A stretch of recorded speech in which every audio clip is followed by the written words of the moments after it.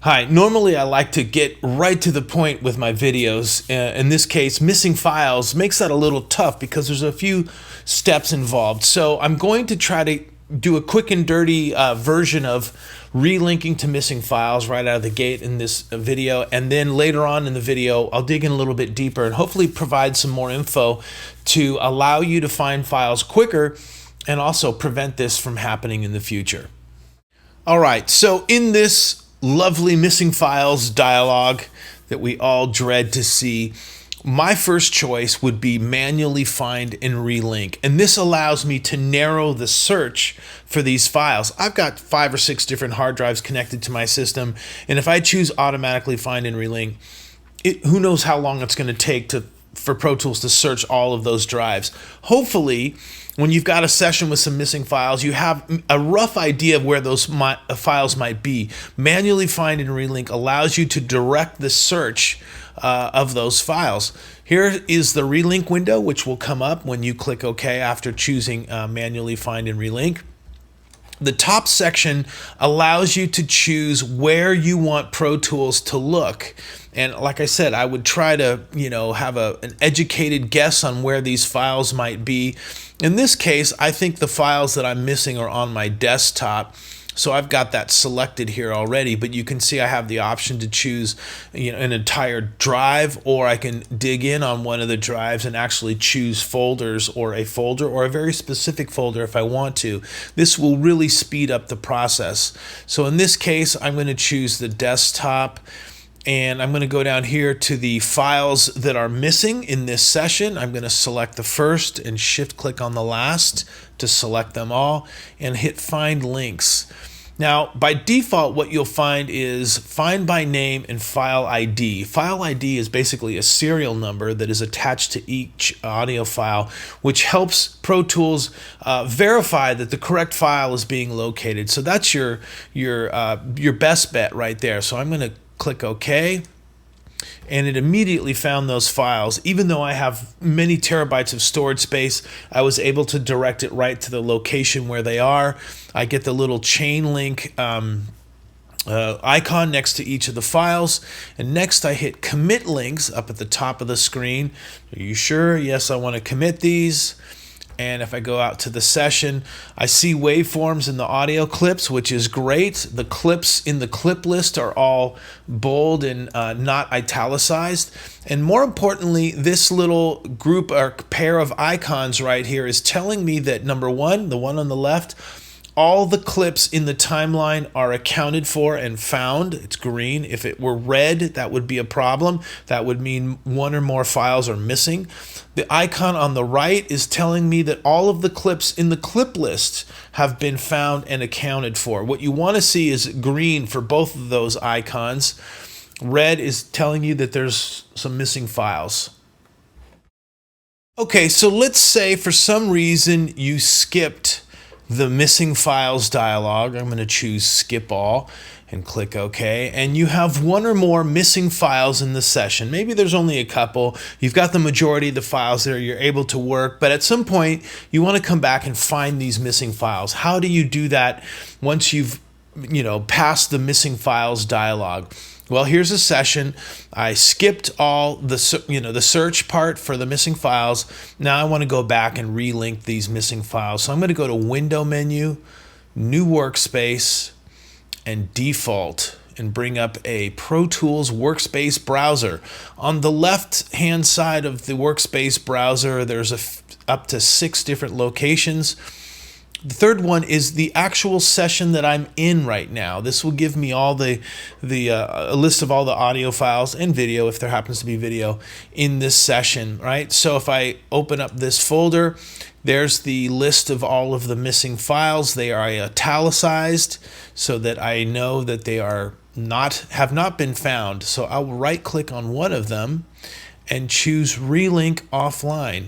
And this is going to take me to the same relink window that we saw just a second ago. I'm going to open it up, and I'll do the same process from here. I will narrow the search and look for a very specific location. In this case, I know that the files are on the desktop, so I've selected my desktop. But like we did previously, I can choose wherever I want. Now, I would try to avoid having it search everywhere because it would take a really long time to do that, especially if you have a lot of storage. So you want to be able to kind of take an educated guess of where these files might live. I happen to know they're on the desktop, and I got a bunch of junk on my desktop too, so I could go in deeper if I wanted to and find them, but I'm just going to select that box. And by default, all of the files are selected. So if I click down in this area, I've actually deselected them. So I'm going to click on the first, shift click on the last, hit find links, and I'm going to use the default settings in the linking options window. Find by name and file ID. Match format and match duration are checked. Click OK. I get the link or icon in the missing files section next to the files saying that it's found these files, and I will hit commit links button and yes to commit links, and I'll go look at the timeline. I see waveforms in the timeline. I see non-italicized clips in the clip list, and more importantly, my timeline and clips list status indicators are both green. So I've found those clips successfully. Okay, so far I've been able to find and relink all of these missing files. There may be an instance, and unfortunately it happens, where the file doesn't exist on your system. There is some information that you can dig out of the clips list and or the Workspace browser to help you locate where that file was last seen. This can happen especially if you received a session from somebody else. They sent you a session and maybe not all of the audio files were included in the audio files folder. So this will tell you exactly where the files were, and you can get back to the person that sent you the session and tell them, hey, it looks like they're on this drive in this folder. So I am going to, at the missing files dialog, choose skip. And one way to look at that information is to take the clip list, and I'm just going to open it up wide and go to the clip list menu and choose show full path. This will tell me the last location of these audio files, starting with the hard drive, the folders, desktop, copy of Pro Tools files, management session, that's the audio files. And it will give me a full path, a full map to the location where these files were last seen.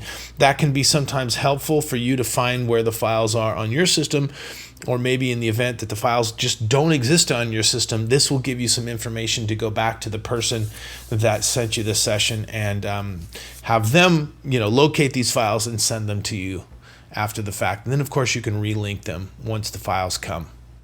Another way to get that same information is through the Workspace browser. So let me clean this up. I'm going to go to show full path and uncheck that so that I'm looking at just the file names again. We'll close that, and I will go to the window menu, new workspace, default, and once again I will select the session that I'm in, which is over here on the left column, the locations column. Select the session that I'm in. I'm going to expand it, and I'll click on the audio files folder, and in this window I have a tremendous amount of information about the files in here. Of course, the name and the kind audio file, and the duration of the clips, and when it was indexed, and all that good stuff. But there's all kinds of other things in here that can be helpful to you. Sample rate, how many channels, bit depth, and path. This is what I was looking for, and I usually need to open that up to see the full path name.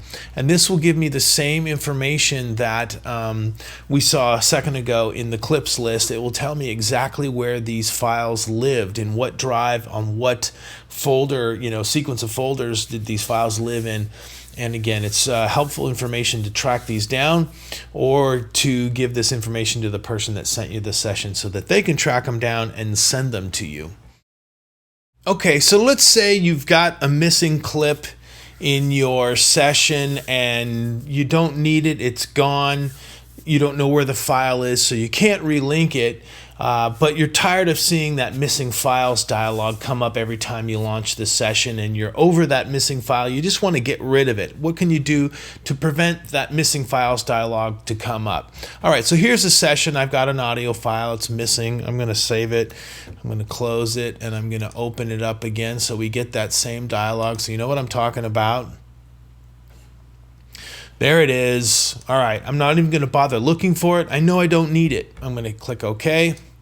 And the file is going to be listed in my clips list as, grayed out and italicized, letting me know that it's offline. And I'm okay with that. I'm going to get rid of it.